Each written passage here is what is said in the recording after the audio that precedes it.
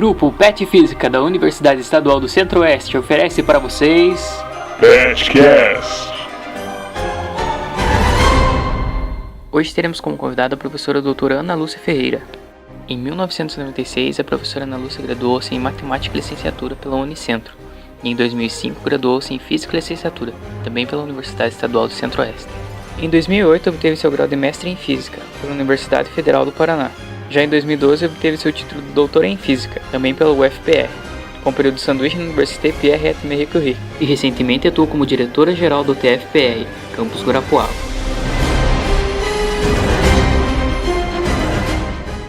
Hoje, no nosso quarto PETcast, recebemos a visita da professora doutora Ana Lúcia.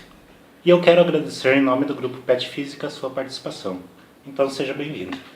Bom dia a todos. Obrigada pelo convite, em primeiro lugar. Para mim, sempre é uma honra poder voltar ao Unicentro, que é a minha casa, né? Então, estou aqui à disposição de vocês. Bom, então, primeiramente, a gente queria saber um pouco sobre a sua trajetória. Conte-nos um pouco sobre sua carreira até agora. Bom, a minha carreira começa há muito tempo atrás, quando eu creio que a maioria de vocês não era nem nascida ainda.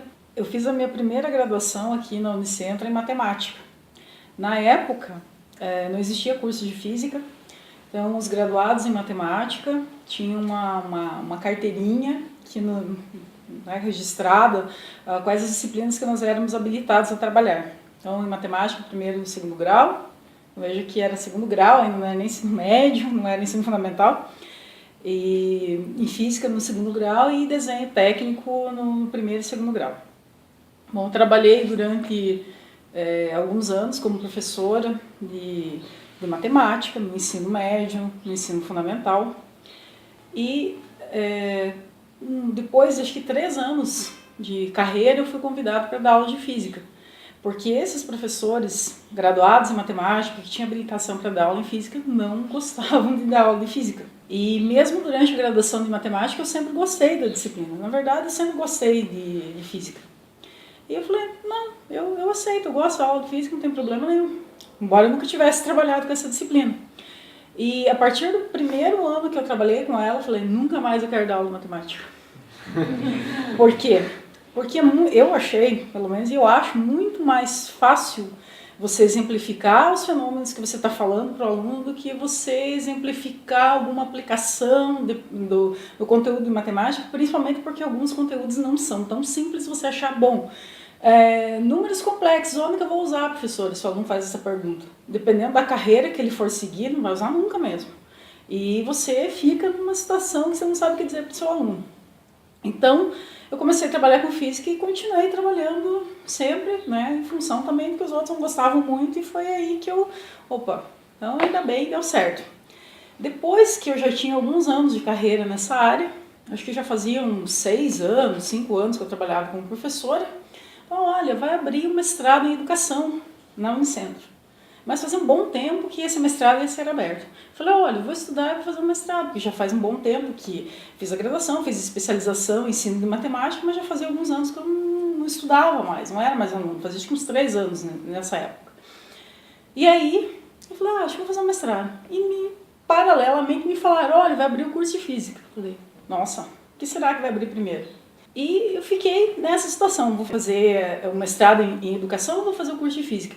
Só que o curso de física abriu antes do mestrado em educação. Bom, vamos fazer vestibular novamente, fazia como eu falei, alguns anos que eu já era formada, eu tinha contato com matemática e física, mas outras disciplinas não mais. Estudei pro vestibular, passei no vestibular, ingressei no curso de física na primeira turma, em 2002. Em função disso, eu pude aproveitar das disciplinas de cálculo, álgebra, e fiz as disciplinas de física, e acabei me formando na primeira turma, né, durante nos 4 anos regulamentares, digamos assim. E continuei trabalhando como professora de física no ensino médio durante todos os 4 anos da graduação. Quando eu finalizei a graduação, aliás, antes de finalizar a graduação em física, quando eu vim fazer física, não é só porque eu trabalhava como professora de física no ensino médio, que eu tinha medo, quando formar a primeira turma, ou quando forem formando os físicos mesmo, eu vou ter que sair dessa minha carreira, não é isso. Eu fui fazer outra graduação porque justamente eu, como eu falei, eu gostava da área, sempre gostei. E quando eu fiz matemática, eu achava que a gente tinha uma formação não muito de físico. Você fica, na verdade, é um misto. Você tem alguma noção, você estuda um pouco de física, mas não da forma com que um físico estuda física. Você não se preocupa tanto com os fenômenos, e era isso que eu queria aprender, era isso que eu queria fazer. E quando eu entrei, eu sempre pensei, quero fazer a graduação e eu quero fazer o mestrado quando eu concluir. Desde o primeiro dia que eu fui fazer o vestibular, eu já tinha isso em mente. Só que a gente acha que vai ser fácil. Não digo fácil, mas pensei no meu caso, eu já tenho uma graduação, vai ser mais fácil. Não posso negar que foi um pouco mais fácil, mas não no nível que eu imaginava, né? E tive que me esforçar bastante, tem disciplinas que, embora você tenha feito física na matemática, eu falei, não tem muita coisa a ver, não. Então, tive que estudar bastante, fiz iniciação científica durante 2 anos, o professor Pedro Pablo foi meu orientador de iniciação, né? Tive o prazer de ter aula 4 anos com ele, e depois, da iniciação, isso me levou realmente a fazer o mestrado. Fiz o mestrado na Universidade Federal do Paraná, mestrado em Física. Estando no mestrado, já estou no mestrado, fiz o doutorado, mais 4 anos. Quando eu concluí o doutorado, eu trabalhei 1 ano e meio na PUC, em Curitiba. E no final de 2013, abri o concurso para o TFPR, aqui em Guarapuava. Tive a sorte, fiz o concurso, claro que estudei para ele, que só na sorte não dá, tive a sorte de abrir o concurso, mas eu tive que estudar para o concurso. Passei. E em fevereiro de 2014, eu pude voltar para Guarapuava, porque eu sou daqui, de Guarapuava. Então, todo mundo me disse, assim, quando eu passei no concurso, assim, você ganhou na Mega Sena da virada. A Mega Sena da virada normalmente paga 200 milhões, Porque além de passar no concurso público, eu passei no concurso público na minha cidade e pude voltar para cá. Então, pensando assim, eu acho que eu concordo também, E desde 2014, então, eu trabalho na UTFPR. Trabalhei 1 ano como professor de física, nos cursos de engenharia. Na verdade, sou lotado no curso de engenharia mecânica, mas sempre tem, como a física é a mesma, tem alunos da civil, fazendo disciplina junto com a mecânica. E depois de 1 ano, quase 1 ano que eu estava na UTF, eu fui convidada para ser diretor de graduação em educação profissional. Trabalhei 11 meses nesse cargo. Com a saída do nosso diretor-geral no ano passado, antes das eleições, fiquei como interina. 7, 8 meses, teve eleição, participei da eleição e atualmente, desde 1º de junho desse ano, eu respondo como diretor-geral do campus Guarapuava da UTFPR até 2021. Então, em resumo, seria isso. A carreira se você for pensar como pesquisador, principalmente mais durante o mestrado, o doutorado, que isso se desenvolveu, e quando esse 1º ano que eu estive na UTF, de uma forma mais intensa. Não quer dizer que, hoje em dia, então, você só tem cargo de gestão. Não, eu ainda sou responsável por um projeto de extensão pelo Clube de Astronomia que nós temos na UTFPR. E também eu tenho um projeto de pesquisa e eu tenho aluno de iniciação científica. Então, claro que é um pouco mais complicado quando você tem um cargo de gestão, mas tem que saber como que você vai fazer para conseguir conciliar tudo isso. As aulas que são ministradas na UTF são de física, não de matemática. Não, é física, Eu era professor de física geral 1, na verdade a gente chama de física 1, física 2, física 3. As 2 engenharias têm física 1, 2, 3. A engenharia mecânica tem física 4 também. O curso de tecnologia e manutenção industrial tem física, que é uma disciplina só, mas ela envolve conceitos de mecânica e termodinâmica. E o curso de tecnologia em sistemas para a internet não tem nenhuma disciplina de física. Então, depois que começou a dar aula de física, não voltou para matemática? Não, durante um tempo eu ainda tinha uma turma ou outra de matemática, mas desde que eu comecei a dar aula de física, realmente eu vi que era isso que eu gostava muito mais. Que eu achava que isso era muito melhor. Como eu falei, vocês não devem lembrar ainda do ensino médio, que é mais recente para vocês, mas sempre chega um determinado momento, principalmente para aquele aluno que talvez não tenha um interesse maior pela área de exatas, quando ele começa a olhar certos conteúdos que são trabalhados em matemática, ele faz aquela pergunta clássica, tá, professor, eu estou aprendendo isso aqui, tudo bem, você diz que eu preciso aprender, mas por que eu tenho que aprender? E não é nem tanto porque ele pergunta, professor, você pode me dar um exemplo de uma situação onde eu tenho que trabalhar com uma equação algébrica? Então, é muito mais complicado o dia a dia você conseguir tirar essas situações, porque tem alguns casos que o aluno vai ver isso. Se você vai fazer engenharia, você vai ter que trabalhar com isso. Mas se o aluno vai fazer engenharia, vamos pensar que esse aluno quer fazer graduação em, sei lá, em letras em inglês. Então, não é muito próximo. Diferente, por exemplo, se um aluno pergunta para a professora, você pode me citar um exemplo prático, aonde que eu encontro a inércia no meu dia a dia? Quantos exemplos você consegue imaginar de imediato, sem precisar pensar muito, sem precisar pesquisar? Vários. Então, a física é uma coisa, da forma que eu entendo, muito mais próxima. Bom, é próximo, é o nosso dia a dia, na verdade. Os conceitos em geral. Nos conceitos mais simples, às vezes até os conceitos mais complexos demandam um pouco mais para entender, mas é muito mais próximo do que se você está trabalhando com alguma coisa que é dado lá no ensino médio, que você, como professor, se sente às vezes um pouco incompetente, que você sabe, eu também não sei aonde que você vai fazer, ou o que você vai precisar disso, eu também não sei te dizer. Eu também não sei te dar um exemplo concreto do dia a dia, onde você encontra esse conceito, onde que está isso. Então, nesse sentido que eu achei muito mais complicado. Claro que a matemática é a nossa ferramenta como físicos, isso é óbvio. Claro que você, para ser físico, você tem que ter, assim como para ser engenheiro, você tem que ter uma certa intimidade com a matemática. Senão não tem, senão a tua vida vai ser bem complicada, se você não tem uma intimidade com a linguagem, né, utilizada na sua área. Mas eu acho bem complicado realmente você trabalhar como matemático. Isso nesse sentido que eu falei, de você dar exemplificação, de trazer isso mais para perto. Alguns conceitos são mais fáceis e outros não tão simples assim. Então, o mestrado, o doutorado foi partindo para pesquisa ou mais para ensino mesmo? Não, foi na área de ótica, de propriedades óticas e materiais, tanto o mestrado como o doutorado. Eu mudei, eu mudei o tipo de material que eu trabalhei no mestrado para o doutorado, mas foi nessa área. E como experimentalista, não como físico teórico, né, entre aspas, ou como que trabalhasse com simulação, não nesse sentido, como experimentalista mesmo. E sobre o seu doutorado, você pode contar um pouco, professor? O meu doutorado, eu acho que se um dia eu tiver vontade, um dia eu vou escrever um livro sobre o meu doutorado, porque eu posso contar assim que foram 4 anos assim bem intensos, tudo que podia dar errado, deu errado. Porque a verdade é essa, não dá pra gente pensar que vai chegar e tudo vai acontecer. Tem pessoas que têm, talvez o primeiro tem mais sorte, dá tudo certo e ok. No meu caso, tem muitas coisas que não foram bem assim.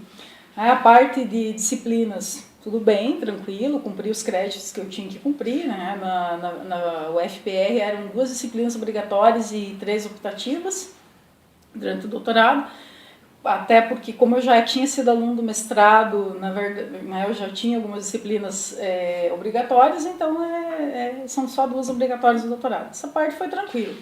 Isso envolveu aí os 1 ano e meio do doutorado. E claro que paralelamente você tem que começar a trabalhar no seu projeto. Quando você entra no doutorado, você já apresentou um projeto, você tem que trabalhar, tem que começar a ter os resultados, já tem que ir para o laboratório, já tem que ter alguma coisa. E durante esses 2 anos, então, você tem que fazer a qualificação. No meu caso, quando eu entrei no doutorado, aliás, quando a gente escreveu o projeto de doutorado com o meu orientador, nós já tínhamos estabelecido que eu faria 1 ano de doutorado sanduíche. Durante a escrita do projeto já, então, do doutorado isso já foi feito. Porque, na época, nós tínhamos um grupo de pesquisa na UFPR que tinha um COFECUB, que era um projeto que se faz de cooperação com um grupo de pesquisa na França. Então, de grupo de pesquisa para grupo de pesquisa. Então, esse acordo já tendo sido estabelecido, por isso que a gente pôde já colocar isso no projeto de doutorado. Bom, então em 2 anos eu tinha que fazer a qualificação, eu tinha que ter 70% de tudo, dos créditos cumpridos, tinha que ter feito já o exame de proficiência na segunda língua estrangeira, eu tinha feito tudo isso para poder sair para o doutorado sanduíche. Fiz a qualificação. Na qualificação, a minha banca indicou que tinha um monte de coisa que tinha que arrumar, que tinha que pensar, que tinha que fazer, que não estava tão bom assim. E eu já tinha que sair, porque ao final eu já tinha completado 2 anos, já tinha qualificado e eu tinha que sair para o doutorado.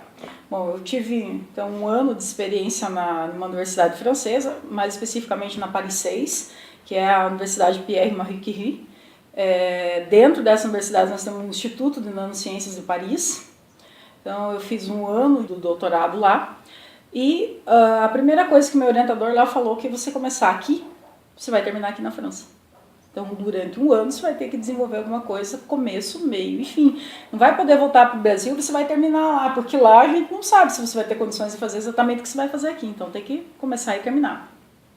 E eu fui trabalhar com material diferente do que eu estava trabalhando no Brasil e com técnicas completamente diferentes. Na verdade, era, se você for pensar, tudo diferente.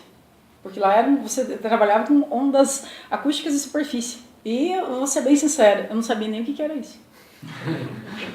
É verdade, eu não sabia. Tinha uma ideia, as ondas no terremoto se propagam assim no solo, mas era o que eu sabia e mais nada. Então, durante 3 semanas, eu peguei tudo que eu podia de material na biblioteca, tudo que eu podia encontrar na internet, livro que eu vi que era sobre isso, vou comprar, e fui estudando para entender minimamente do que era, com o que eu ia trabalhar. Então, desse período, entendi muito bem, então agora vamos fazer o experimento. Daí eu orientador, isso aqui, eu olhei para aquilo, eram 2 racks cheios de equipamento. Nossa, e cada coisa tinha uma função. E o que isso aqui faz? Como é que isso aqui funciona? Então eu consegui entender, depois de um certo tempo, eu consegui fazer os experimentos sozinho. Então tinha resultado, a gente fez, conseguimos um resultado, eu trabalhava com arseneto de manganês, que é um material até por sinal bem interessante, que ele tem uma transição de fase ferromagnética para paramagnética em função da temperatura. Então isso já se sabe, você faz medidas de propriedades magnéticas, você sabe isso, mas era uma nova forma de você chegar nisso através de medidas de como que as ondas acústicas de superfície se propagam no filme feito desse material. Então você também consegue fazer isso, verificar essa transição de fase, mas sem precisar medir essas propriedades magnéticas, diretamente, pelo menos. Então, durante esse ano, eu trabalhei lá, com uma coisa bem diferente. Assim, sinceramente, foi um período, eu posso dizer assim, que me acrescentou muito, não só em termos de aprendizagem, é muito importante, eu acho que todo mundo que tiver a oportunidade de ter uma experiência dessa deve ter. Não é só aquela questão, tô fora do país, tal, de você aprender, de ver como que eles enxergam as coisas, como que eles pensam a ciência, como que eles fazem as coisas, que muitas vezes tem umas nuances que são um pouco diferentes da gente aqui no Brasil. E claro que você poder conviver com uma outra cultura também, isso enriquece qualquer pessoa como ser humano, não só a sua formação técnica, a formação acadêmica, mas isso também permite com que você veja as coisas de outra forma. Então, nesse período maravilhoso, um ano morando em Paris, que maravilha, os experimentos deram certo. Eu fui para, acho que 2 ou 3 congressos no período que estava lá. A gente publicou um artigo, um PRL, um PRB sobre esse assunto. Então, ótimo. Voltei para o Brasil e a primeira parte da tese. Lembra quando eu falei, quando eu saí daqui, eu tinha um problema para corrigir, tinha um monte de coisa para corrigir. E durante o período que eu estava lá, conversei com o meu orientador, ele falou assim, olha, eu tenho uma ideia, acho que a gente pode fazer isso, isso e isso. Até porque, vejam que eu tinha 2 partes que aparentemente não conversavam entre si e que para uma tese eu não posso apresentar, eu fiz isso e isso, agora escolha o que você quer. Eu tenho que mostrar que aquilo ali tem um todo, tem uma unidade.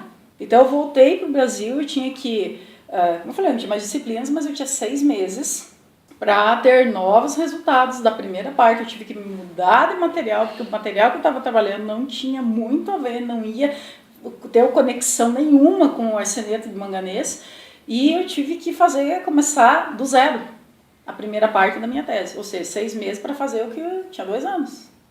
Então vamos lá, vamos começar tudo de novo. Eu tinha um colega, até por sinal era orientado, o mesmo orientador que eu, ele cresceu os filmes do óxido de sério, que eu trabalhei de óxido de sério, ou a série, com que eu trabalhei, né, a outra parte da minha tese. Ele cresceu os filmes e agora vamos caracterizar esses filmes com propriedades ópticas. A gente fez propriedades estruturais também, espectroscopia Raman, fotoluminescência, fez medidas de propriedades magnéticas. E conseguimos no final, depois de 6 meses, 3 semanas, durante o mês de janeiro inteiro, no grupo de propriedades ópticas na Unicamp, no laboratório, entrava de manhã, embora de noite, é horário de verão, né? Então de noite é 9 horas da noite, quase direto. Eu posso dizer assim que aí foi muita sorte, os resultados saíram mesmo, chega uma hora que você começa a olhar, nossa, tá dando certo, você nem acredita. Depois de tudo que deu errado, você fica, acho que tem alguma coisa errada. Você começa a procurar o que tá errado no teu experimento, porque tá muito bom demais para ser verdade. Mas eu consegui, então, os resultados que eu precisava. Claro que tudo que eu podia escrever da minha tese antes dessa segunda rodada de experimentos aí, eu fiz tudo que podia, eu deixei toda a parte da França pronta, só precisava desses resultados para terminar de escrever a parte de resultados. Também, em função disso, também eu tive que pedir prorrogação de prazo. Isso, na época, era uma coisa extremamente complicada para você conseguir uma prorrogação de prazo na defesa do seu doutorado. Era muito difícil mesmo, consegui 3 meses. Então, eu defendi em maio de 2012, como eu falei, com todos esses problemas que eu relatei aqui. E para coroar, né, porque já que foi tudo tão fácil durante 4 anos, no dia da minha defesa, talvez outras pessoas tenham passado por isso também, tá certo? Que eu não conheço nenhuma. No dia da minha defesa, 10 horas da manhã, meu orientador me liga. Ana, você precisa arrumar mais um professor para sua banca. Eu falei, mas eu vou defender às 2 horas da tarde, como é que eu vou arrumar mais um professor para minha banca? Eu falei, o que aconteceu? Porque o professor que vinha para a minha banca, são 2 membros que vêm de fora da universidade para sua banca de doutorado. Pelo menos as regras da pós-graduação na física são assim, na UFPR. São 5 professores, o seu orientador, mais 2 professores da UFPR e 2 de fora. Vinha uma professora da UFSCar e um professor da UEL. O professor da UEL, o voo dele acho que chegava às 8h30 da manhã em Curitiba. Eu defendi dia 29 de maio de 2012. Fez 5 anos, fez aniversário de defesa agora, esse ano. Por que esse mês é importante? Por que essa data é importante? Pelo seguinte, porque normalmente no mês de maio em Curitiba tem muita neblina. O aeroporto estava fechado para pouso. Esse professor, o avião não aterrissou em Curitiba. Esse avião aterrissou em Porto Alegre. Bom, até aí a defesa às 2 da tarde, se o voo chegava às 8h30 em Curitiba, chegou às 9h30 em Porto Alegre, se tiver um voo às 10 da manhã, dá para vir para Curitiba ainda. O professor ligou para o meu orientador, olha, meu orientador ficou esperando acontecer alguma coisa. Ligou quando o avião aterrissou, ligaram, conseguiram conversar um com o outro. Falou assim, olha, o problema, não teve teto, não aterrissou em Curitiba, ele aterrissou aqui em Porto Alegre. Meu orientador disse, não tem problema nenhum, vai lá, compra uma passagem, eu pago e vem para Curitiba. Ele chegou lá no balcão, eu quero uma passagem para Curitiba. O senhor já fez a compra pela internet? Não, quero comprar agora. Estamos sem sistema. Nossa Ou seja, a pessoa que participaria da minha banca ficou em Porto Alegre. Não veio. Por isso que o meu orientador, quando viu que não tinha como resolver esse problema, me ligou, você tem que arrumar um professor para a tua banca. Porque eu estou esperando a outra professora que vem da UFSCar aqui, eu não posso sair do aeroporto. Como que eu vou arrumar alguém às 10 horas da manhã para minha banca? Da onde? De que universidade vai vir essa pessoa? E aí a gente eu procurei o coordenador da pós-graduação em física. Falei, professor, o que eu vou fazer? Não posso remarcar minha defesa, não sei para que dia, porque a professora está chegando. E agora? Aí, bom, vamos ler o que o regulamento diz. Aí fomos ler todo o regulamento novamente e dizia o seguinte, na verdade você tem que ter 2 professores, um de fora da universidade mesmo e um externo ao programa. Ele pode ser um professor que faça parte da pós-graduação em Química, que faça parte da pós-graduação em Engenharia, né? Alguém que vai entender o teu trabalho na tua área e que tenha condições de ser sua banca. E eu tinha um professor que fez parte da minha banca na segunda parte do exame de qualificação, então ele já conhecia, ele era do departamento de física, mas ele fazia parte da pós-graduação em engenharia.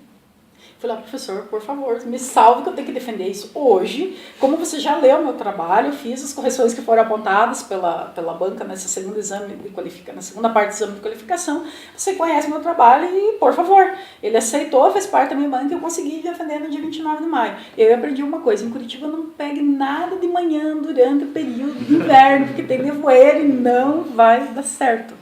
E sempre quando eu vejo a previsão do tempo, hoje em dia também eles melhoraram as condições do aeroporto. Na época acho que ele não operava por aparelhos. Depois que teve aquele período, né, de reforma nos aeroportos, o Afonso Pena passou por isso. Então eu não sei hoje em dia qual é a influência que o nevoeiro tem, mas no meu caso teve bastante influência.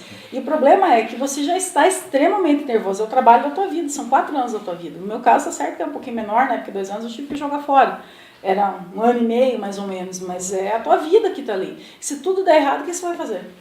Você investiu 4 anos para quê? Ou você, né? Então, a pressão já é grande. Você já está nervoso, queira ou não queira. Ainda acontece tudo isso que você tem que sair, procurar uma banca na hora de defender.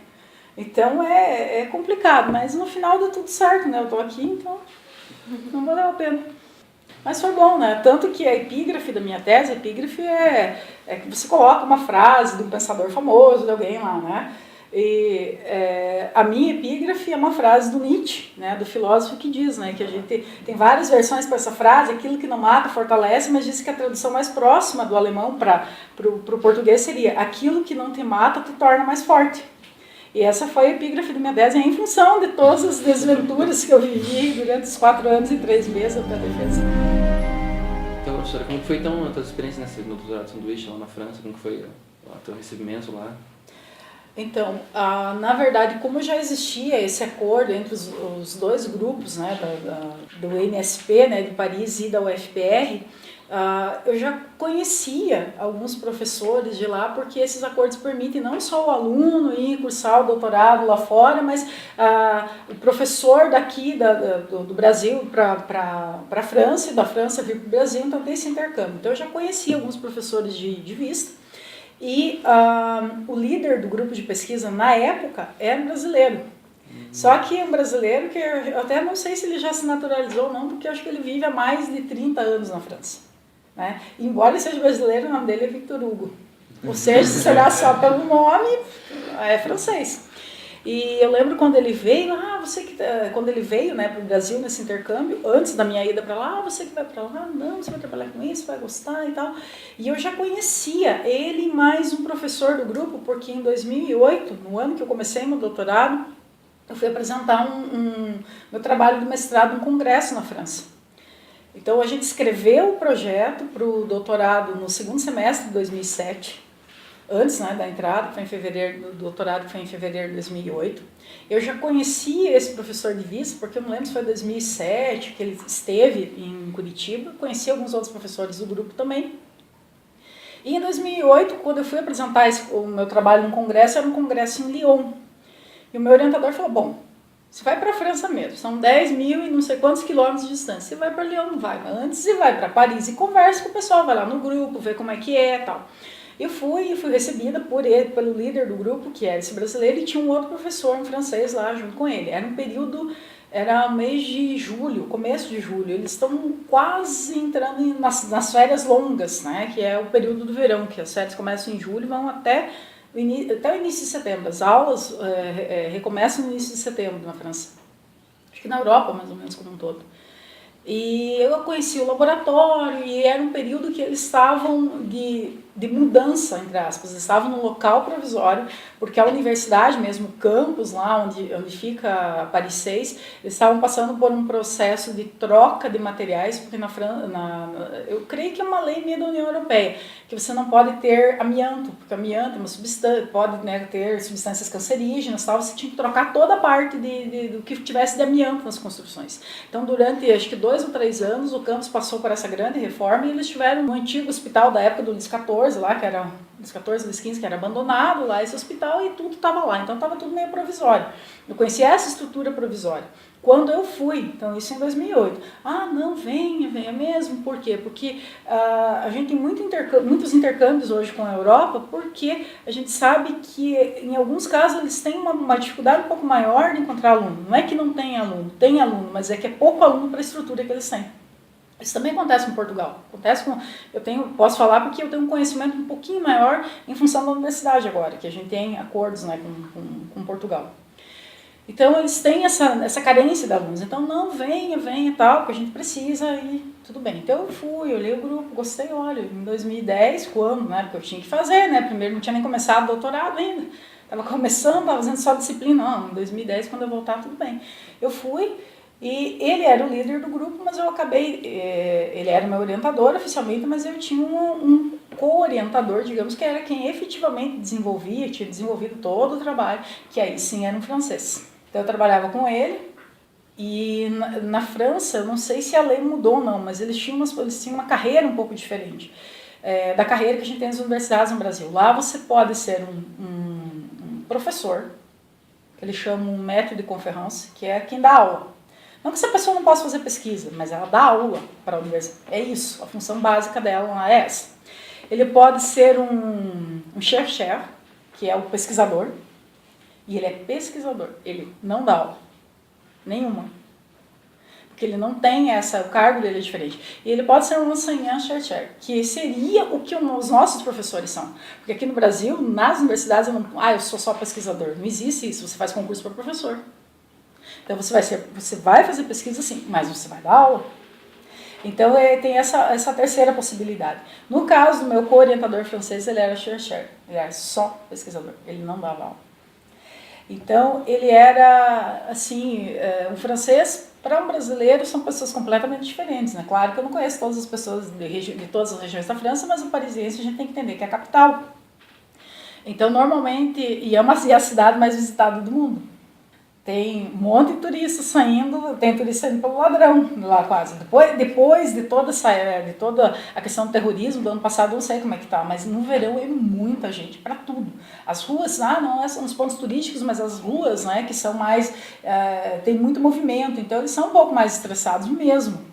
E às vezes os brasileiros, em função acho que da nossa educação, a gente tem a impressão assim que nós somos muito mais expansivos. E se você for para um país esperando que todo mundo vai ter que receber de braço aberto, vem aqui, deixa eu te abraçar, te dar 2, 3 beijinhos. Não é assim que as coisas acontecem. A gente tem que estar preparado para isso, mas isso são questões culturais. Então, às vezes eu acho que as pessoas confundem um pouco o que é cultural com isso daí, eles são mal educados, eles são grosseiros, eles são antipáticos, eles são isso, aquilo. Não, eles são formais. A primeira coisa que tem que aprender, eles são formais e eles são diferentes dos brasileiros. Não é assim, chega, vou te abraçando, te beijando. Não é desse jeito. Então você tem que estar preparado para trabalhar com uma coisa que é diferente, que é mais assim, que é mais distante esse relacionamento mesmo. Mas se você está preparado, você olha... eu não posso dizer assim que eu senti um choque muito grande. Né? Em primeiro lugar, como eu falei, eu sou guarapuavana. O pessoal diz assim que o povo mais fechado do mundo é guarapuavana. Segunda coisa, eu morei em Curitiba até ir para lá durante 4 anos. Acho que o segundo povo mais fechado do mundo é o curitibano. Então, eu não posso dizer que eu senti um choque de diferença disso. E eu achei assim, normal. Eu só sabia, porque eu fazia... Quando eu entrei, acho que no segundo ano da graduação, eu comecei a fazer curso de francês aqui. Mas não com intenções, assim. Fui fazer porque eu tinha concluído o curso de inglês, eu queria aprender um segundo idioma. E eu fui fazer uma aula experimental de francês, eu adorei. Eu sinceramente acho o idioma mais lindo. Me desculpe o português, mas o francês é mais bonito. É mais sonoro, é mais delicado. Fui fazer francês por aprender o idioma. Então eu conhecia, não é só o idioma, você acaba tendo um pouco de contato com a cultura. Então eu não esperava uma recepção, um tapete vermelho, eu sabia que as coisas iam ser um pouco mais distantes. E sinceramente, do ponto de vista da orientação, eu não posso reclamar, eu não senti choque nenhum. Ele era muito tranquilo, eu acho que ele tinha uma preocupação muito grande, justamente por ele não ser professor, ele achava que ele não sabia, talvez, explicar as coisas direito. E talvez por isso ele explicava muito bem o que se tinha que fazer, você sabia, você entendia, você podia perguntar, não entendi, ele te explicava, às vezes você perguntou uma coisa, ele te explicava tudo de novo com a maior, sabe, muito tranquilo assim, muito tranquilo. Professor, aconteceu algum problema, o que nós vamos fazer e tal, e eu não posso assim que foi um choque. O choque talvez seja como eu falei, essa questão da proximidade. Você não vai chamar teu orientador, fulano, tudo bem? Vem cá. Não, é senhor, é diferente, eles têm essa formalidade. Você só pode chamar uma pessoa de você se ela te deu permissão de chamar de você. Se ela tem uma expressão em francês que diz assim, tutoyer. O que é o tutoyer? É se tratar por ti. Que ti é o nosso você, informal. Então, você nunca chega com uma pessoa, você, beleza? Não, você não faz isso. Nós podemos fazer isso. A formalidade permanece. Então, você só vai fazer esse dia que essa pessoa diz, não, pode me chamar de você. Então, eu não posso reclamar, assim, foi bem tranquilo. Eu não senti, assim, um choque, assim, do trabalho com o orientador, não, de forma alguma. Claro que o meu orientador no Brasil era muito diferente, mas as pessoas também são diferentes e tem essa questão cultural que acaba interferindo. Na verdade, no final, no último dia, quando eu estava me despedindo, que deles, como eu falei, eles entrar em férias, eu voltei no dia 31 de julho para o Brasil. E eu não ia mais para a universidade, eu ia continuar fazendo algumas coisas, mas eu não tinha mais que ir para lá, porque também, né, o pessoal estava em férias. E aí eu lembro que eu tinha levado um presente para ele no Brasil, acho que era café e alguma coisa, não é que eu tinha levado. Tinha uns amigos que foram para a França, me levaram e eu levei para o professor. Aí no último dia ele pegou, ele olhou e tal, ele falou, eu posso te abraçar? Eu falei, pode. Então é diferente, mas a gente tem que estar preparado para isso. Para qualquer país que você for, você não pode esperar. Todo mundo vai... Não é. Não é porque foi para a França. Eu creio que se você for para a Alemanha vai ser assim, se você for para os Estados Unidos vai ser assim, para onde você for vai ser assim. E tem que estar preparado para isso. Afinal de contas, se você sai do Brasil, porque você quer ver alguma coisa diferente, né? Se você sai de lá e quer ficar igual ao Brasil, eu não entendo por que você sai, então você não sai, você fica aqui. Bom, e o que ele motivou a estudar no Unicentro? Bom, quando eu fiz a minha primeira graduação lá, eu falei lá no milênio passado, vamos dizer assim, né? Porque foi no milênio passado mesmo, né? Antes de ser só no século passado, foi no milênio passado. Quando eu entrei na graduação eu tinha 17 anos. Então, eu vou ser bem sincera, eu não sabia muito bem o que eu queria fazer ainda. Eu gostava mais da área de exatas. Eu sempre gostei de estudar em geral, mas eu gostava mais de física, química, de exatas naturais, né? Física, química, matemática. E na época o Unicentro não era o Unicentro de hoje. Você tinha acho que 10 cursos ou 11, uma coisa assim. Então, dos cursos que eram ofertados na época, o mais próximo era matemática. Então, eu fiz matemática, vou fazer o primeiro ano, depois, se eu gostar, eu continuo, senão isso me dará margem, se eu resolver lá, depois 6 meses, nossa, eu quero fazer engenharia, eu tenho uma base para fazer engenharia. Se eu quiser fazer uma coisa na área de computação, eu tenho uma base para fazer computação. E eu concluía, então, fiquei os 4 anos, concluí a matemática. Depois, quando eu vim fazer física, eu já tinha, como eu falei anteriormente, eu já tinha uma carreira. Eu não queria uma coisa, eu vou ter que sair daqui, eu vou ter que ir para outra cidade e começar tudo de novo. Então, se você for pensar, as coisas foram me levando para fazer física. E como eu tive a oportunidade, a física estava aqui, de vir para cá. Então, não foi uma escolha assim tanto, acho que talvez...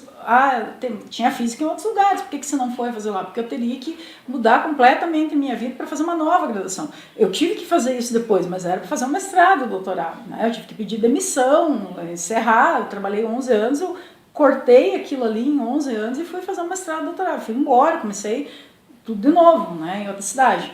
Mas era um objetivo, digamos, maior, mas para fazer, no meu caso, a segunda graduação e fazer isso, na época eu não via muito sentido para isso. Então, a instituição que me permitia fazer física, estando aqui, continuar com a minha carreira, era o Unicentro. Então, por isso que eu acabei escolhendo. Mas na minha época, a universidade pública, e eu creio que até hoje tinha um peso muito maior. Hoje em dia você tem uma proliferação muito grande das instituições particulares. Mas quando... se eu for pensar lá, na minha primeira graduação, talvez seja mais fácil, não tinha isso, nem passava pela cabeça, eu quero estudar numa instituição particular. Não, em primeiro lugar, por causa do custo. Segundo lugar, não tinha FIES, ProUni, não sei o quê. E sempre, não sei, não posso, eu trabalhei numa instituição privada de ensino superior, mas sempre o que você tinha em mente é a instituição pública tem uma qualidade de ensino melhor e você se vira e passe numa instituição pública. Não era como hoje, que vamos pegar Guarapuava mesmo, se tinha Unicentro, ponto. Depois as coisas foram mudando, se deu Unicentro e tinha a Faculdade de Guarapuava. Depois a Unicentro, Faculdade de Guarapuava, a Campo Real, a Guaracá, o IUTF. Hoje você tem 2 instituições públicas na cidade. Não tinha essa... Vamos escolher, tem maior possibilidade de escolha. Hoje em dia, principalmente nas universidades que aceitam o SISU como nota, como forma de ingresso, você pode para o Brasil inteiro. Coloca sua nota lá no SISU, permite fazer o curso dele. Sei lá, engenharia naval lá no Rio de Janeiro, você vai? Então as coisas eram um pouco diferentes, mas a questão sempre foi, tem que ser uma instituição pública. Em função da questão da oferta e realmente da questão da qualidade de ensino. E eu posso dizer o seguinte, se quando eu fui fazer física, tivesse física numa das faculdades particulares, você iria fazer lá ou você faria no Unicentro? Eu faria no Unicentro. Mesmo que talvez fosse a concorrência menor, fosse mais fácil a entrada, não, eu viria fazer no Unicentro. E no caso, por ter sido a primeira turma, eu estava olhando aqui, ficou, nossa, que interessante, não tinha PEC na minha época. Aliás, não tinha nem todos os laboratórios estavam equipados. É um preço que você paga por ser pioneiro, aliás, em qualquer coisa. Mas o que eu posso dizer é que eu nunca pude reclamar da qualidade do ensino, da qualidade dos professores que a gente teve aqui. Eu nunca senti assim, deixou a desejar porque era a primeira turma, porque não tinha isso, porque não tinha aquilo, eu não aprendi isso, eu não aprendi aquilo. Não, nunca senti isso. Eu acho que aquilo que faltava talvez em estrutura física, estrutura de laboratório, os professores que a gente tinha compensaram tudo isso. E eu acho que eu percebi isso muito mais quando eu fui fazer o mestrado. E daí na entrevista no mestrado, eu lembro que você era avaliado por uma banca, acho que tinham 5 professores, se não me engano, e eles perguntavam qual foi o material que você usou para fazer tal disciplina, qual foi o livro, qual foi isso, qual foi aquilo. E, vocês estudam mecânica quântica? Não estudei porque eu fiz licenciatura. E a minha licenciatura com certeza é diferente da licenciatura de vocês. A minha é antes da mudança, da carga horária, de mudança e tal. Das leis que houveram para licenciatura. E eu lembro que eu falei e tal, e passou, ingressei no mestrado. Tal. Depois, alguns anos depois, o meu orientador de doutorado me falou o seguinte, isso que a gente estava discutindo, essa questão, e ele falou assim, sabe que uma das coisas que impressionou a tua banca, isso, claro, né, que sempre vão te contar, quando você já está quase indo embora, né, então agora vamos contar. Ele falou assim, uma coisa que impressionou a banca é que embora você tenha feito licenciatura, você teve uma boa base. Porque se eu dissesse, o fato de eu ter feito licenciatura comprometeu perante alguém que fez bacharelado, a disciplina que eu estudei que eu tive, as disciplinas que eu tive que fazer durante o mestrado, doutorado, a única que eu nunca tinha estudado nada foi mecânica quântica. Quando eu fui fazer eletrodinâmica clássica, eu falei, não, estou fazendo eletro de novo. Quando eu fui fazer mecânica e estatística, um pouco mais complicado, mas nada que, nossa, se você não me dá aqui que eu consigo estudar, e se realmente você estudar, você consegue aprender. Quântica que me deu um pouco mais de trabalho, que ali demorou um pouco de tempo para eu conseguir começar mais ou menos a entender o que estava conseguindo trabalhar, mas eu não posso dizer assim que o que demorou mais, mas eu consegui acompanhar, não digo, eu fiz licenciatura, fecharam as portas, eu vim da primeira turma de um curso, eu vim lá de uma universidade no interior, nossa, vim aqui, a maioria do pessoal era da própria UFPR, e muitos tinham feito bacharelado em física, que estavam fazendo mestrado. E eu não consegui ver, eles estão lá, anos-luz à minha frente, eu tenho que correr muito atrás do prejuízo, mesmo assim eu não consigo. Então o fato de ter feito no centro, ter feito primeira turma, ter feito licenciatura, o que, digamos, faltou, eu corri atrás, mas é a vida, a gente tem que correr atrás do que a gente quer. A professora poderia falar um pouco sobre a primeira turma? Bom, quando a primeira turma a gente entrou em 2002, né? Então nós éramos em 30, muita gente, acho que era uma turma, não sei se depois teve alguma turma nesse jeito, mas tinha muita gente mais velho, que a gente é formado.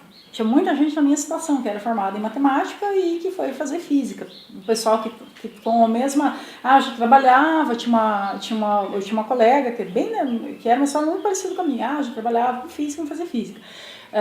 Tinha o José Elias, né, que acabou formando a primeira turma comigo, ele era engenheiro civil, ele era formado em engenharia civil pela UDESC de Joinville.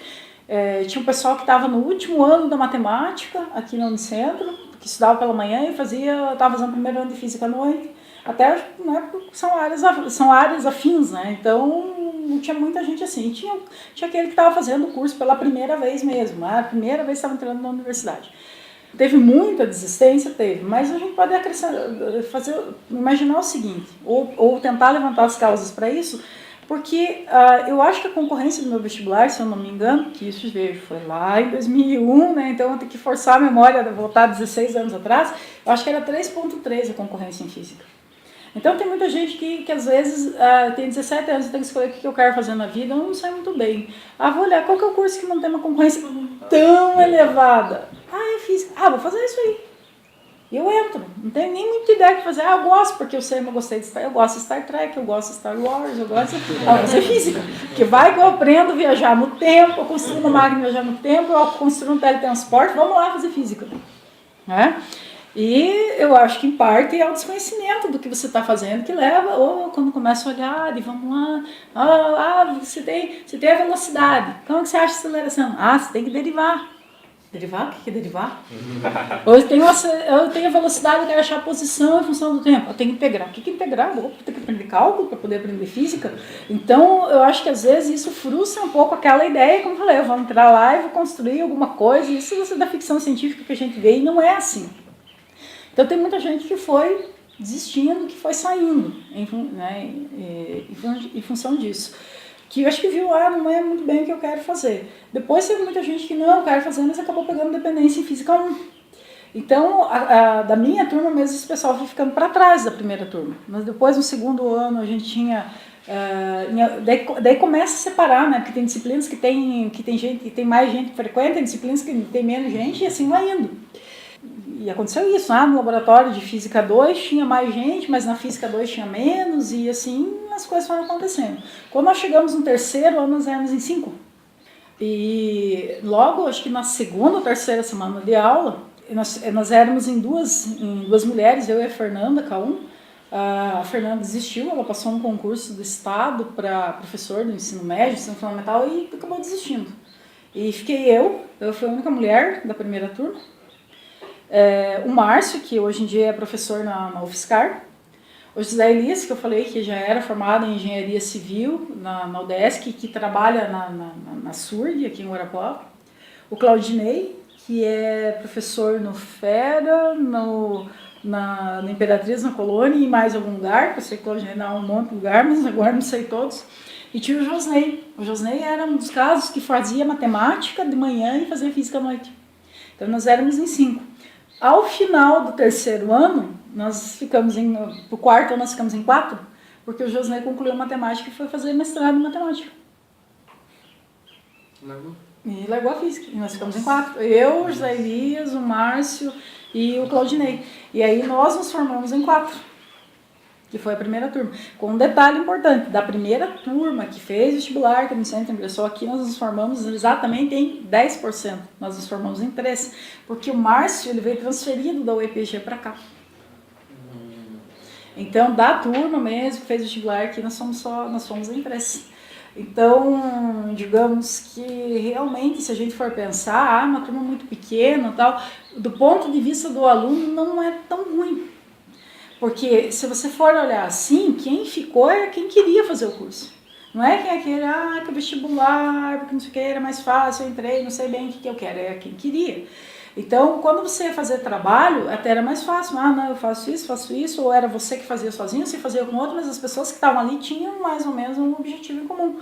E principalmente no último ano, eu acho, do terceiro ano, no último ano, eu lembro que eu e o Márcio, a gente devia ter feito, né, que na época não tinha aplicativo para contar quantas horas nós gastamos discutindo o mestrado. Foram horas, de verdade, dias e dias naquela. E agora? A gente vai fazer na área experimental ou na área teórica? Se a gente fizer na área teórica, a gente pode fazer concurso em qualquer lugar do Brasil e a gente vai precisar de computador. E tá bom, se a gente fizer na área experimental, a gente vai precisar do laboratório, mas equipar um laboratório não é tão fácil assim. Mas o experimental é mais interessante. O que a gente vai fazer? Sabe? Ser ou não ser é essa questão. A gente passou muitas horas e muitas noites, né? E muitos dias nisso. O que a gente vai fazer? O que a gente vai fazer e tal. E aí que a gente, mesmo sendo mais difícil ser experimental, tanto eu como ele acabamos optando por isso. O Márcio fez a iniciação já voltado em ótica também, né, em parceria com a UEL, né, ele fez as medidas lá, vamos chamar de TCC dele, da iniciação científica dele na UEL, e eu trabalhava com um projeto voltado para a área de ensino, até por ser professora. Depois do mestrado que eu resolvi mudar completamente, até porque na UFPR ninguém trabalhava com ensino. Eu creio que até hoje ninguém trabalha com ensino. O ensino é bastante forte na Federal do Rio Grande do Sul, né, o ensino de física. Mas na época na Federal tem alguns projetos, algumas coisas, mas não tem uma linha de pesquisa, ensino de ciências ou ensino de física, não tem. Então eu mudei, que eu acabei mudando completamente. Mas era mais o pessoal que realmente queria, né, e tanto que foi, se você olhar, acho que com exceção, não sei se o Zé Elias ainda ele tem algumas aulas ou não, à noite, né, que trabalha, se você for olhar, ele trabalha primordialmente como engenheiro, mas eu, o Márcio e o Claudinei ficamos na área, né, na área de ensino. Porque se dizer assim, não, mas um dia você é diretor... Não, eu digo assim, eu não sou, eu ocupo um cargo de diretora até vencer o meu mandato. O que eu sou? Eu fiz concurso para professor, o que eu sou, em essência, é professor. O que eu sei fazer de verdade, o que eu estudei, o que eu me preparei, que eu sei não, eu sei, a gente acha que sabe, vamos colocar um parênteses assim, mas aquilo que eu me preparei para fazer é dar aula de física. Tem dias que você tem vontade de desistir de tudo, largar a mão de tudo, porque, meu Deus, você já não aprende nada, não sabe nada, não tem jeito, mas também tem um lado que é muito gratificante depois. Eu devo confessar que, sinceramente, quando eu saí para fazer o mestrado, o meu sonho, né, na época era assim, não, eu vou fazer um mestrado, mas eu espero que quando eu terminar o mestrado, tenha concurso na Unicentro para física, eu possa voltar para a Unicentro fazer, né? Eu posso voltar para Guarapuava, para a Unicentro para dar aula de física. Aí, quando você está no mestrado, na nossa área, a gente tem que ser bem sincero, é meio complicado você ser só mestre. Porque como tem muito doutor, você, né, em algumas áreas ainda, ele é mestre, na engenharia mesmo, você vê algumas áreas de engenharia que depende, claro, que muito do mercado de trabalho, mas você está aquecido, eu faço a graduação, vou trabalhar, ou faço mestrado, vou trabalhar. Então, não tem muito esse perfil acadêmico, mas as áreas, né, mais matemática, física, química, as áreas em geral que vêm das licenciaturas têm mais esse perfil acadêmico mesmo. Depois, e depois você vai entendendo, você vai entrando, mas você vai vendo, se eu fizesse o mestrado, perdido. Foi o que eu pensei, e eu fui fazer o doutorado. Como eu disse, nunca foi uma coisa que eu esperava fazer. Eu queria fazer mestrado em física, não era uma coisa que foi planejada. Mas depois de 1 ano e meio no mestrado, você vai vendo como uma coisa funciona, você pensa, não, eu vou ter que fazer doutorado também. E depois uma outra coisa, você muda a tua vida, você aprende uma coisa diferente do que você sabia. E daí você pensa, nossa, mas eu vou guardar tudo isso, deixar tudo isso para lá. Eu pensei assim, eu já estou aqui mesmo, eu já estou com a mão na massa, vamos aproveitar isso. E vamos dar continuidade. Então eu pensei, continuei pensando, tomara que quando eu terminar o doutorado, então eu tenha concurso na Unicentro, eu possa voltar a dar aula de física na Unicentro. Só que uma coisa que eu não contei, quando eu fiz o concurso aqui para a UTF, né, quando abri as inscrições, já estava inscrito. Acho que na sequência, eu não lembro muito bem, um mês depois, alguma coisa, abriu o concurso para física na Unicentro. Também. E eu me inscrevi para fazer o concurso aqui também. Só que o resultado da UTF saiu em dezembro de 2013 ainda. E eu já fui chamada, já pediram para providenciar os exames médicos, a papelada e tal. E o concurso de física no Unicentro, acho que ficou para fevereiro, março de 2014. Eu sei que tinha uns meses de diferença.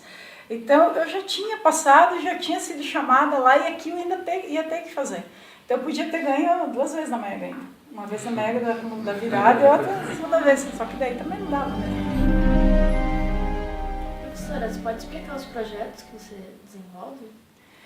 Então, do projeto de pesquisa que eu tenho, que eu confesso que esse ano ainda não tive a oportunidade de trabalhar com ele, que em função do administrativo está meio parado, mas eu tive aluno de iniciação científica, André Xavier, de 2014 até 2015.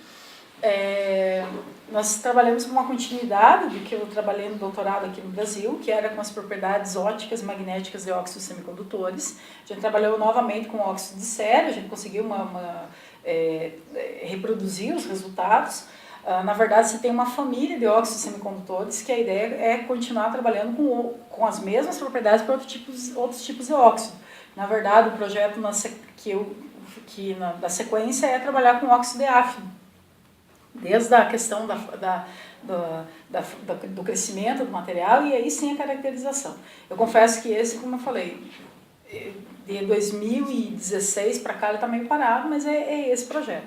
O que eu tenho trabalhado mais, me envolvido mais, realmente é um projeto de extensão, que é o Clube de Astronomia, que até o Alan entrou no passado como voluntário, né, como Leonardo aluno da UTF, meio complicado o vínculo, mas ele entrou como voluntário, que nós temos alguns equipamentos, nós temos 3 telescópios, temos binóculo, e esse projeto de extensão, na verdade, eu não posso dizer que ele é meu, que a ideia saiu de mim, que seria uma mentira.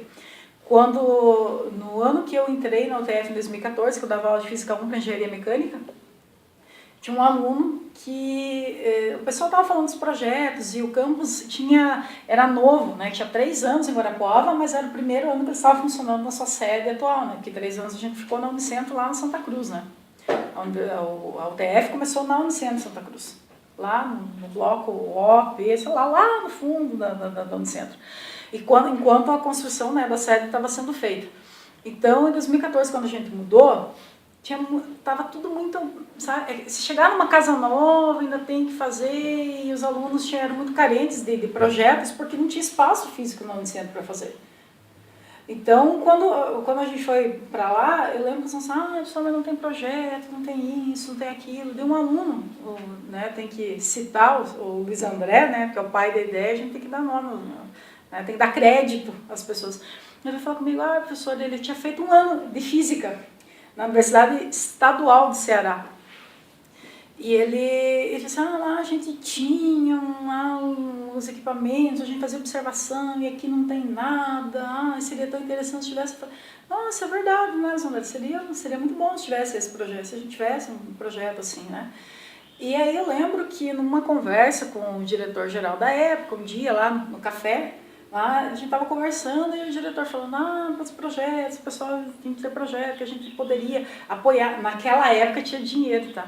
O cara fala, tem um projeto, tem dinheiro, só trago o projeto. Hoje em dia as coisas inverteram completamente, mas ainda tinha, porque o campus estava em implantação, né?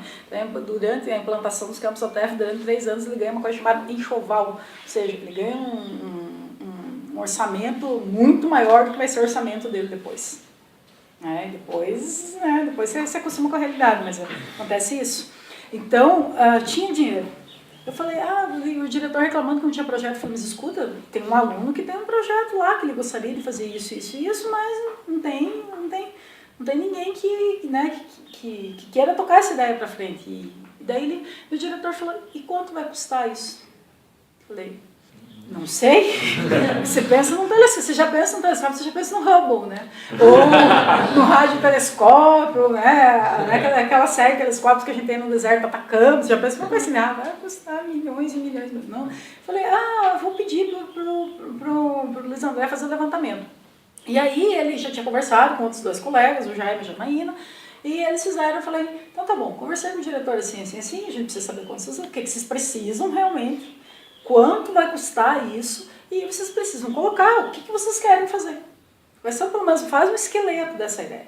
Eles foram lá, na época, eu até ano passado vi, não sei se esse ano voltou não, mas o armazém do telescópio em Curitiba era o que vendia esses equipamentos aqui mais fácil no Paraná. E eu vi que ano passado eles tinham colocado uma nota que em função da crise, né, eles estavam encerrando as atividades.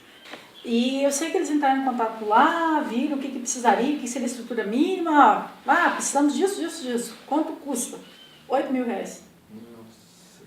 Eu pensei, sinceramente, é bastante, mas eu pensei, na minha cabeça eu tinha milhões, para 8.000, ou desceu, acho que a gente me deu pelo menos aí umas 3 ordens de grandeza do que tinha do que eu tinha em mente.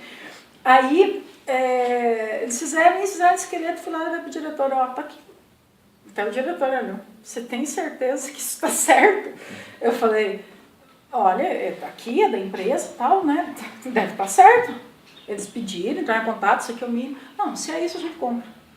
Opa, tá bom, né? Então tá.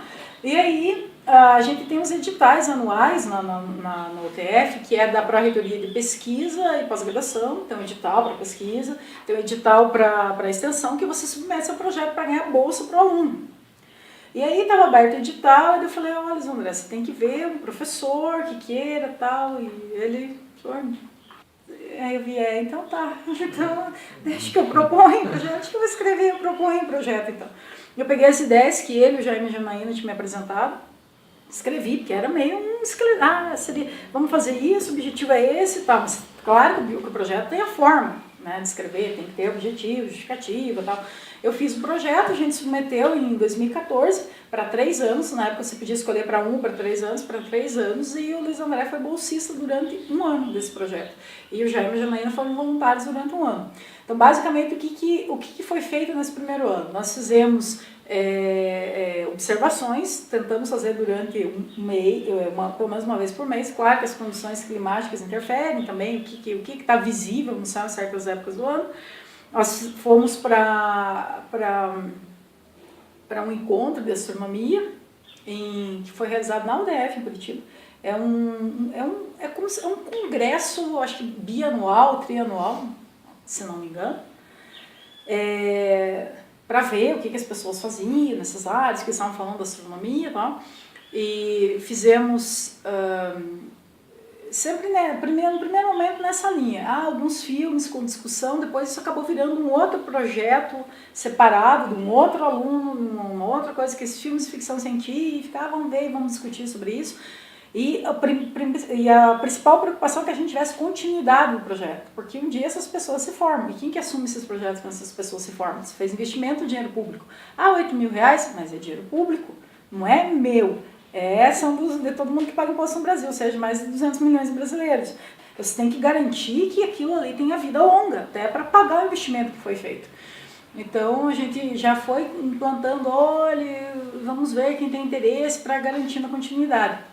Depois, isso foi durante 2014, então foi mais a implantação. Então, a gente fez sessões específicas para a comunidade, fez para a comunidade interna primeiro, fez para a comunidade. Então, depois, no ano seguinte, em 2015, que as pessoas já conheciam um pouco melhor, a gente fez uma exposição durante a Semana da Mulher, que é a Semana Valentina, que são as matemáticas, físicas, astrônomas, a Valentina por causa da Valentina Tereskova, né, que foi a primeira mulher, né, a primeira cosmonauta russa e tal. Então, quem que contribuiu? Tinha Hipátia de Alexandria, tinha, que era lá antes de Cristo, mas que era matemática. Então, quem contribuiu para a astronomia? Então, a gente fez uma exposição lá na universidade, e sempre nessa linha, filmes, observações e exposições. Nós temos um seminário de extensão na universidade, uma vez por ano ele ocorre, assim como tem o IAIC, né? A gente fez um artigo, era obrigatório a submissão do artigo, ele foi aceito. E continuamos, temos a parte da observação, tem algumas coisas de astrofotografia amadora, que o pessoal está começando. Nós somos convidados para ministrar um curso para os professores de física. Na verdade, eles têm as capacitações, né, dos professores de ensino médio pelo Núcleo Regional de Educação, que vai ocorrer agora no segundo semestre. Nós vamos fazer uma oficina também durante a Expo-T. A Expo-T é um evento que acontece nos campos da UTF, onde a universidade se abre à comunidade, que os alunos dos colégios de Guarapuava podem visitar os laboratórios, conhecer o que a universidade faz, conhecer um pouco dos cursos, como se fosse a Feira de Profissões, acho que é o nome, né, que é dado aqui no Unicentro. Então a gente vai fazer uma oficina para esses alunos, claro que com vagas limitadas para a construção de lunetas. Também tem um evento que vai ocorrer na UTF-PR Pato Branco, dos clubes dos grupos que envolvem astronomia, agora no feriado de 7 de setembro, que vai ser, se não me engano, o feriado de 7 de setembro é uma quinta-feira, né? Acho que pega aquele final de semana todo. E também tem uma parceria com os escoteiros para fazer um curso muito similar ao que a gente vai fazer para os professores do Núcleo Regional de Educação. Então é nesse sentido, que não é, se você for pensar, não é tanto divulgar só astronomia, até porque eu não sou astrônoma, né? Então vejo que eu contei como que eu comecei com esse projeto, se você for olhar aí, e é para divulgar a ciência como um todo. Não é só astronomia. É porque a partir do momento que a pessoa se interessa pela astronomia, ela começa a se interessar pelas demais ciências. E a gente tem que começar a desenvolver esse gosto pela ciência, principalmente no nosso país, porque as pessoas não gostam muito da ciência, se a gente for ver. Se se fala que é físico, todo mundo, você é louco? Já deve ter ouvido isso. Então, porque as pessoas têm como uma coisa muito distante. Depois tem um problema que a matemática é um problema crônico, as dificuldades de matemática, e aí vai, a química é muito difícil, e a outra ciência não sei o quê, e assim vai. E é para tentar despertar isso mesmo, para ver se a gente consegue ser um país um pouco melhor nessa área também. Uma coisa que eu esqueci, a gente conseguiu começar uma bibliotecazinha de astronomia na UTF, que a gente não tinha livros específicos. Nesse congresso que a gente foi em Curitiba em 2014, acho que o Jaime, se eu não me engano, pegou contato lá, vem gente do Observatório Nacional, tal, ele conseguiu um contato, a gente deu a doação de um livro. Depois a gente foi conseguindo, assim, acho que a gente foi pedindo, viu em sebo, comprou almanaque, não sei o quê. Tem um que acho que se chama almanaque astronômico, que tem os planetas, satélites, não sei o quê, que é tipo aqueles guias turísticos, assim, só que ele é de astronomia. Como a senhora se sente ao ser diretora geral da UTF-PR de Guarapuava? Então, eu posso dizer assim, às vezes se você começa a pensar muito sobre a sua vida, se você for filosofar um pouquinho sobre ela, tem umas coisas que aconteceram comigo que sinceramente não foram planejadas. Se você for pensar, quando você entrou a fazer física, você queria fazer mestrado em física, sim, isso foi uma coisa que foi planejada. Claro que o caminho que eu trilhei até chegar ao mestrado, ou como falei, ao doutorado, não foi planejado, eu entrei, e que muda, mas você já tem, eu quero fazer isto. Fazer parte da gestão, eu vou ser bem sincera, uma coisa que nunca me passou pela cabeça. Eu já tinha 11 anos de trabalho, como eu falei, lá no ensino médio, ensino fundamental, a coisa eu via, a eleição para diretor, e disputar isso aqui, eu pensava, nunca na minha vida vou ser diretor, eu não gosto disso, não gosto da gestão. E não é uma coisa, eu entrei na universidade em 2014, opa, daqui 3 anos, ou daqui 5 anos, ou daqui 10 anos eu quero ser diretora desse campus. Nunca me passou pela cabeça. Como eu falei, o que eu sou? Eu fiz concurso para professora, eu sou professora, é isso que eu vou ser o resto da minha vida. Quando eu fui convidada para ser diretor de graduação, porque você tem um diretor geral e tem os diretores de área. Tem um diretor de graduação, que cuida da parte de ensino, você tem o diretor de pesquisa, tem o diretor de relações empresariais e comunitárias, e o diretor de planejamento e administração. Então, esses cargos de diretorias e áreas são os cargos de confiança do diretor-geral. Ele convida uma pessoa para aquela área e aquela pessoa, claro que não pode ser, eu gosto dele, ele é meu amigo, convida e ele não tem nada a ver com aquela área. Pelo menos o critério normalmente sempre é essa pessoa tem uma relação maior com essa área, bom, ela vai assumir essa pasta. Quando eu fui convidada pelo diretor-geral para assumir a diretoria de graduação, era bem na época que a gente estava com a compra dos equipamentos do Clube de Astronomia, ele me chamou, eu pensei, deve ser para discutir os equipamentos. Ele falou, e na minha cabeça eu estava pensando assim, ele vai falar que ele não vai mais comprar isso. Eu fiquei o tempo inteiro que ele estava falando, porque estava meio enigmático o assunto, não foi muito direto no ponto. No final da conversa ele falou, então eu gostaria que você assumisse a DIRGRAD, que é a sigla da Diretoria de Graduação e Educação Profissional. Ele falou, o quê? Falei, não, mas eu não. Assim, não é para mim, eu não sirvo para isso, eu não tenho as características necessárias para ser um bom diretor.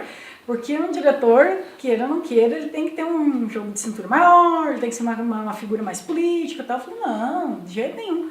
Não, mas vai, assume e tal. E eu assumi, mas era uma diretoria, vamos dizer assim, mais técnica, diária.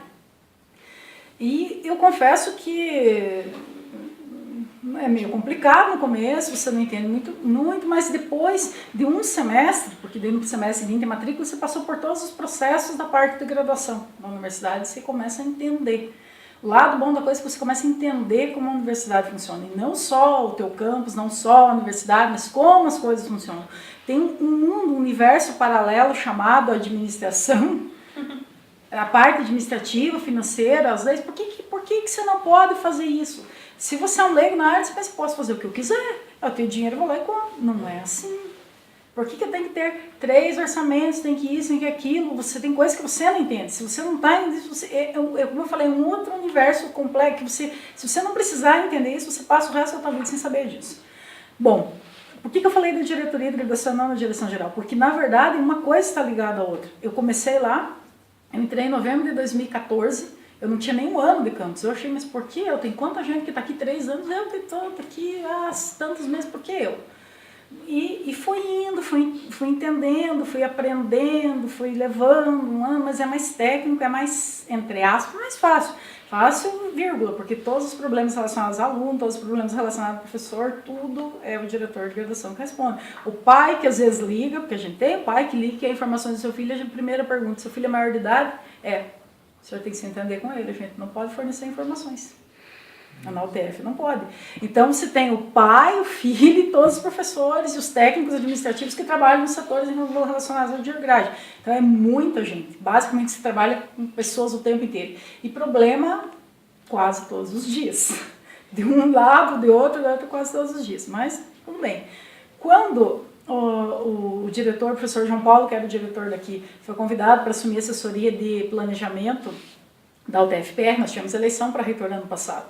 Então, quando ele foi convidado pelo atual reitor, o professor Pilate, para assumir essa função lá, quem que vai ficar no campus? A eleição, como diretor-geral, a eleição é só em 2017.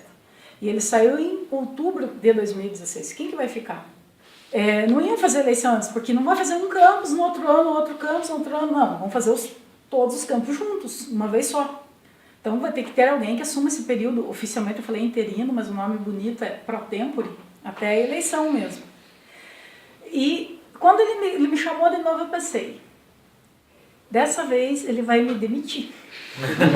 não como professor, porque isso não pode, se eu não fiz nada errado, não pode, mas como diretor ele vai. E ele falou, não, fui pronta, eu ainda brinquei com ele, falei assim, é o aviso prévio que você vai me dar hoje, o que é? Daí ele falou, não é aviso prévio. E foi falando, eu gostaria que agora que eu vou sair, você sabe que eu vou assumir assessoria de planejamento, gostaria que você assumisse a direção geral do campus até a eleição do ano que vem. O quê? Eu falei, mas não é pra mim. Porque aí sim você tem que ser uma criatura muito mais, tem que ter muito jogo de cintura, e quando eu digo política, não é politicagem, tem que saber como levar as coisas. Eu falei, mas eu não sou política, porque as pessoas normalmente não gostam de ouvir não, e eu não tenho dificuldade nenhuma em dizer não na cara. Não tem, senão, se é uma coisa que não dá para fazer, que é absurdo, que é contra a lei, ou que não dá, é não. Se é sim, se é não, e pronto, eu não fico enrolando, vamos ver, vamos pensar para ver se dá, se você já sabe a resposta de antemão, que lá no fim de uma semana, um mês, um ano, você vai dizer não para a pessoa, então diga não de cara e pronto. Então isso não é muito bem visto, entre aspas, eu acho pelo menos. Não é para você está doido, como é que eu vou lidar? Porque daí você tem que receber, toda a equipe da reitoria, daí não é mais a sua área que você olha só para o ensino, você olha para o ensino, você olha para a pesquisa, você olha para o administrativo, você olha para isso, você olha para aquilo, é tudo. É a visão, você tem que se preocupar com todos os problemas do campus, e não é só dentro de casa. Tem a relação externa, tem a relação com as outras instituições, por exemplo, com o Unicentro, não é só com as instituições de ensino, você tem que ver a relação com a sociedade. A associação comercial, a prefeitura, não sei quem, então tem e quem que faz isso? É o diretor-geral que representa a instituição. Eu falei, mas como que eu vou lá? Não tem muito a ver. Físico não é um ser muito para essas coisas. A gente tem uma fama meio ruim, esse ambiente social, o que eu vou fazer lá? E aí, foi uma decisão extremamente difícil. Pode pensar, nossa, diretor, que legal. Eu levei acho que quase umas 3 semanas sem saber o que fazer. Porque eu pensava, mas como é que eu vou assumir isso? O que eu vou fazer lá? Eu não estou preparado para ser diretor. Eu não fiz curso para isso, eu não sei o que eu vou fazer. Diretor de graduação, eu já estou há quase 2 anos aqui, isso eu já entendi como é que faz. Eu não vou ser diretora. Eu falei, não, voltei, falei para a primeira vez, não. Você não consegue pensar em outra pessoa? Não tem outra pessoa que você queira indicar? Porque eu não vai dar. Comecei a olhar e pensar um pouco melhor, disse assim, para mim é muito cômodo, que bom, coloca outro diretor e eu vou ficar lá, vou voltar a dar aula, imagina que beleza. Mas eu comecei a analisar umas coisas e falei, olha, se acontecer qualquer coisa depois, eu vou me arrepender. Eu vou dizer, eu fui covarde, eu abandonei, eu depois não vou conseguir conviver muito bem com a minha consciência. Mas não, tudo bem, essa é a eleição, ano que vem a eleição vai ser em março, nós aguentamos, de outubro até março a gente vai. E foi indo. E daí você está numa posição que não é muito confortável, porque você, daqui a uns meses tem eleição, você vai sair. Né? E a gente passou por um período eleitoral. No nosso campus foi a primeira vez que houve eleição. Porque você tem que cumprir alguns requisitos, você tem que ter os professores concluído estágio probatório, então tem que ter 3 anos, tem que ter doutorado. Então, na primeira vez, quando lá em 2013, eu acho que era para ter eleição, aqui não tinha ninguém nessas condições, por isso que ficou o diretor que vem implantar o campus, ele continuou. Mas era a primeira vez que ia ter. E agora os candidatos, quem vai se candidatar? Você vai se candidatar, né, professor? Todo mundo diz, você vai, né, você vai, né, você vai. Eu falei, não quero isso. Ele deu 4 anos da minha vida amarrada aqui. Eu falei, não quero, não, professora, mas tem que ser, você tem que ir. E você queira ou não queira, você acaba enfrentando uma pressão. Eu até acho, alguns alunos dizem, não, mas é você, né? Eu falo, não, mas como? Como vai ser você? Tem que ser você. E de aluno, técnico administrativo, professor, alguns, e quando realmente aconteceu o período eleitoral, você começa a olhar qual é o cenário. Você começa a ver, a fazer algumas análises lá para frente. O que pode acontecer, isso, aquilo, e de novo você fica, olha, vou me candidatar. Não quer dizer que eu vou ser eleita. Não é, eu quero. É o que os outros querem. E aí é um período complicado. Se você já sempre gostou dessa área de gestão, você já está mais assim. Se você não for, eu nunca tive campanha na minha vida para nada, nem para sinhazinha de festa junina. Eu nunca fui nem sinhazinha de festa, nunca nem para nada, nem para isso. Vou lá, você tem que quebrar a cabeça. Como é que você faz? Como é que você escreve uma proposta? Não é promessa, é proposta, é diferente. Você não pode colocar no papel sei de qualquer coisa, mas como é que você vai colocar? Vamos construir um estádio de futebol americano. Vamos construir uma piscina térmica no campus. Claro que quem olhar aquilo, que lindo, vou votar nessa pessoa. Dá para fazer isso? Não dá. Você está mentindo se você falar que você vai fazer. Você está mentindo, porque não tem condições. E quem vai olhar, qual é a finalidade de ter uma piscina térmica? Ah, mas é para o bem-estar. Tá, gente. Não, claro que justificativa tem, mas vamos ser realistas. Não cola hoje em dia. Você não vai conseguir dinheiro para isso. Então não dá para escrever qualquer coisa linda e maravilhosa no papel que vai agradar, vai soar muito bem aos ouvidos, mas que na prática você não vai fazer. Ou porque você não quer, ou porque você não vai poder fazer. Então é complicado. O que precisa ser feito, o que falta ainda e o que dá para fazer. Então vai lá fazer campanha e debates, tem que estudar para debate, você não chega lá, vim aqui, vamos ver qual é. Não é assim, você tem que saber mais ou menos, você tem que conhecer um pouco como é que a universidade está e como é que as coisas vão acontecer. Então, né, exige estudar, não é tão simples assim. A gente pensa que depois que termina a faculdade, fez graduação, defendido, nunca mais na vida vai estudar. Tem prova pior às vezes depois do que fazer prova de cálculo, do que fazer prova de mecânica clássica, do que defender uma tese, tem coisa que é difícil também. Então é um pouco complicado, como eu falei, porque os gestores não fazem curso de gestão. Você não faz um curso de gestão escolar. Depois que eu entrei aqui 1 ano e meio, eu vou me preparar para essa função. Você aprende realmente que você vai estudando, você vai vendo, a primeira coisa, quais são as atribuições do diretor-geral, o regimento dos campos, vai estudando a documentação da universidade, vai estudando as leis, porque o que você decide não é, eu gosto, eu quero fazer isso, vai ser do jeito que eu quero, porque eu quero. Você não é ditador. Você tem que agir de acordo com a lei, então você tem que conhecer a lei, você tem que saber o que a lei te permite fazer, o que ela não te permite, então você vai tendo que estudar, então você acaba ficando quase, não vou dizer assim um advogado, mas você tem que conhecer um pouco da lei. Então é um aprendizado que você vai fazendo todo dia, só que o que facilita a tua vida? Se aqueles diretores de área que eu falei anteriormente, você tem que escolher as pessoas, você tem que olhar, essa pessoa respira pesquisa, é esta pessoa que vai para a diretoria de pesquisa, ela tem a competência para aquela área, essa pessoa aqui, esse professor aqui tem o melhor relacionamento, consegue lidar bem com empresa, com escola, o que for, esse vai ser o diretor de relações empresariais e comunitárias. Esse professor é muito bom, ele entende muito bem da área de ensino, esse vai ser o diretor de graduação. E administração e planejamento, nós temos a única diretoria de área que é ocupada por um técnico, não por um professor. Porque aí não vai dar para colocar uma pessoa que não tenha nem a mínima ideia do que é do financeiro. Então, um técnico que tem conhecimento naquela área, que tem formação naquela área. Então, são as pessoas que você vê, é aquela pessoa, e aquela pessoa de confiança que você tem, que você confia, não é que é teu amigo, é que você confia nela principalmente pela competência que ela tem, pelas atitudes que ela demonstrou. Que é aquela pessoa que se você estiver errando, pisando na bola, que vai chegar e vai te falar, não faça isso, que não é assim. Então não é, você pode, entre aspas, a assinatura final é tua, mas não é, vou decidir, acordei hoje, vamos fazer isso. Não, primeiro você pensou, você teve um embasamento na lei e você vai ouvir aquelas pessoas das áreas ali. Então que é fácil, não é natural. Como eu falei, você não tem aquela formação, você não está pronto para isso. Se você disser que tem, está mentindo também. Está querendo, eu cheguei lá, eu sabia, não, é mentira. Você não está preparado para isso. Nós somos preparados para fazer ensino, pesquisa e extensão. O professor tem que fazer isso, é isso que a gente aprende. Eu posso fazer ensino e pesquisa, posso fazer ensino e extensão, mas gestão tá lá, faz parte, mas ninguém olha para essa quarta casinha. E você não se prepara para isso, porque não tem. Claro que deve ter no curso de gestão de pessoa, vou fazer. Curso básico de orçamento, vou fazer. Você vai estudando, mas veja que não é antes, você não se preparou para isso, você vai se preparando no caminho. E tem que ter muita paciência, como eu falei. E também é uma coisa muito difícil para mim, porque eu não sou uma pessoa de muita paciência. Mas a gente respira fundo, conta até 100 e vai, né? E é complicado, mas a responsabilidade é muito grande. Que quando você é eleito, se você ganhou por um voto, 2, as pessoas estavam divididas. No meu caso, a eleição, eu tive uma votação, sinceramente, que eu não esperava.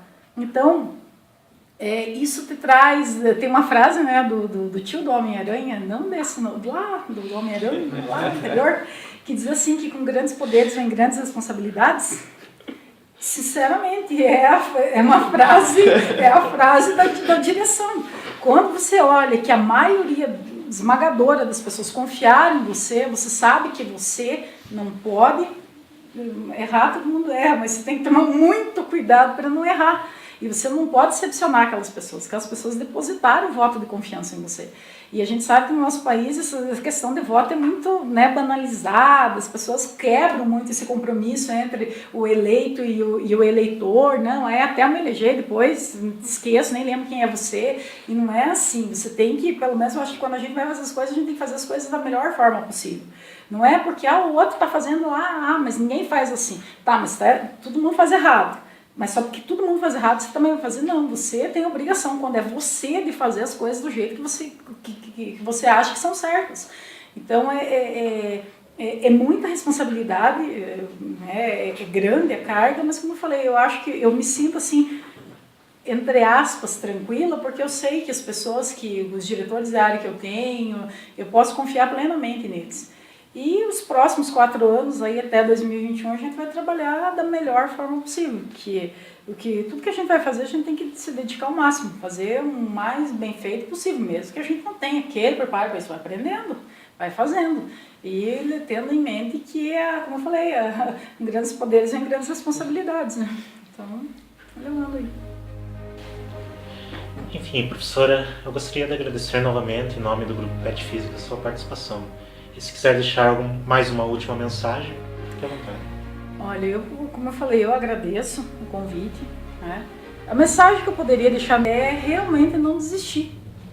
Não desistir. Se é isso que você gosta, tem que fazer esforço. Mas tudo na vida que vale a pena de verdade, tem que fazer esforço. Nada vem de graça para a mão da gente. Às vezes as coisas até vêm para a tua mão, mas você vai ter que corresponder. Então a gente tem que, se é o que você gosta, tem que correr atrás, não pode desistir, vai fazendo e as coisas vão acontecendo. Às vezes não acontece com a velocidade que a gente quer, mas acontecem. Então a gente tem que plantar em um determinado momento para poder colher os frutos depois. Né? E eu só posso desejar sucesso, né? A gente diz boa sorte, que sorte é uma coisa aleatória. Eu acho que o sucesso vem do trabalho, né? Então só posso desejar bastante sucesso, não só para o grupo, mas para os futuros licenciados em Física. Né? Muito sucesso, muitas realizações e muito trabalho antes de tudo isso. Obrigado, professor. Eu agradeço. Esse podcast foi gravado no grupo PET Física Unicentro e editado por Luciano Cardoso.